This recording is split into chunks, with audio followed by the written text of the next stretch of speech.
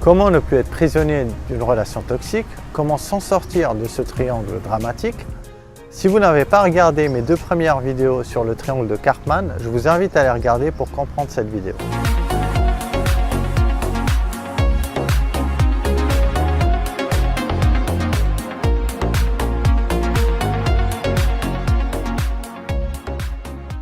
Bonjour, je suis Belk, hypnothérapeute depuis quelques années, avec plusieurs outils et compétences que je mets au service des gens pour les aider à changer par eux-mêmes parce que la solution est toujours en vous.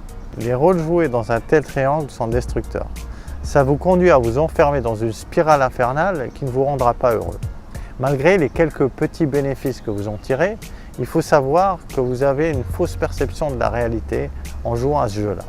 Donc si vous jouez un de ces rôles, il faut penser à en sortir.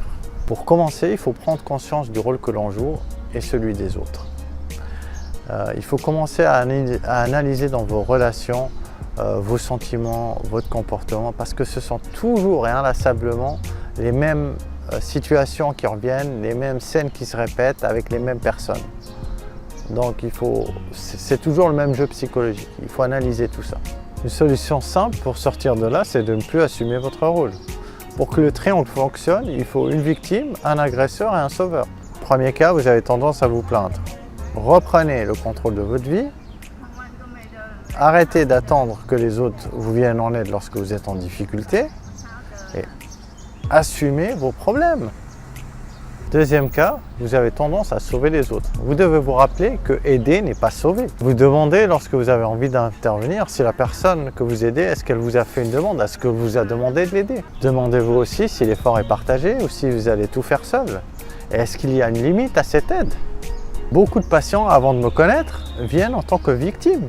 Je leur explique qu'avec moi, ce n'est pas comme ça, qu'il y a 50% d'efforts à faire de ma part et 50% de leur part. Et que s'ils viennent, c'est pour guérir. S'ils veulent voir un sauveur, ce n'est pas chez moi qu'ils doivent s'adresser, ils peuvent chercher un autre thérapeute.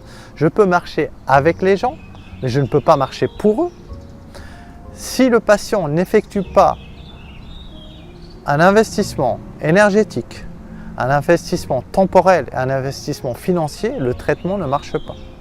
Je peux me permettre de choisir mes patients et d'avoir 100% de résultats positifs parce que quand les gens viennent, je choisis des gens qui veulent changer, qui veulent s'en sortir.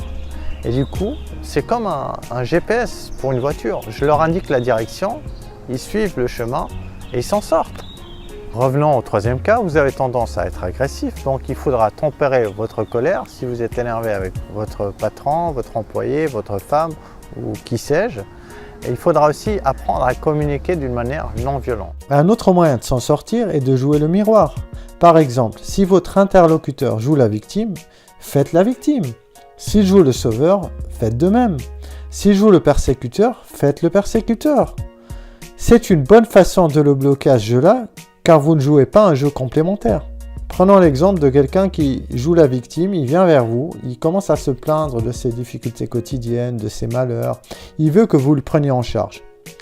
Parlez-lui aussi de vos malheurs, de vos difficultés, en essayant aussi de vous faire prendre en charge. Cela lui enverra un message clair et net que vous n'êtes pas complémentaire et qu'il devrait aller chercher quelqu'un d'autre pour jouer à ce jeu.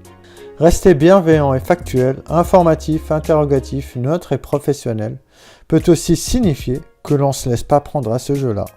Demandez de clarifier très précisément ce qui est attendu de part et d'autre dans une relation peut aussi aider l'interlocuteur à se ressaisir pour répondre aux questions et à participer à une discussion plus productive.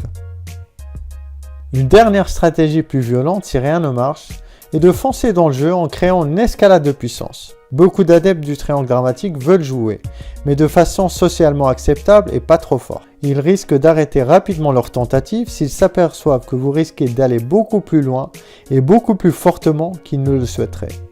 Le public, s'il ne rentre pas dans le triangle, peut aussi aider à arrêter les frais d'un jeu de manipulation. Quelquefois, sortir d'une salle privée pour mettre la relation au public fera en sorte que votre interlocuteur ne trouve plus d'attrait à son rôle.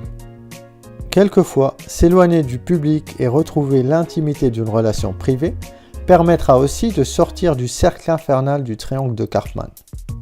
Cependant, la meilleure solution à mon sens, c'est déjà de ne pas se prendre dans ce jeu, en veillant à vous sortir de votre rôle. Dans mon cabinet, j'ai souvent affaire à ces 3 types de rôles que prennent les patients. Et avec mes outils hypnose, PNL et bien d'autres, j'aide mes patients à prendre conscience de leur rôle et à sortir de ce jeu.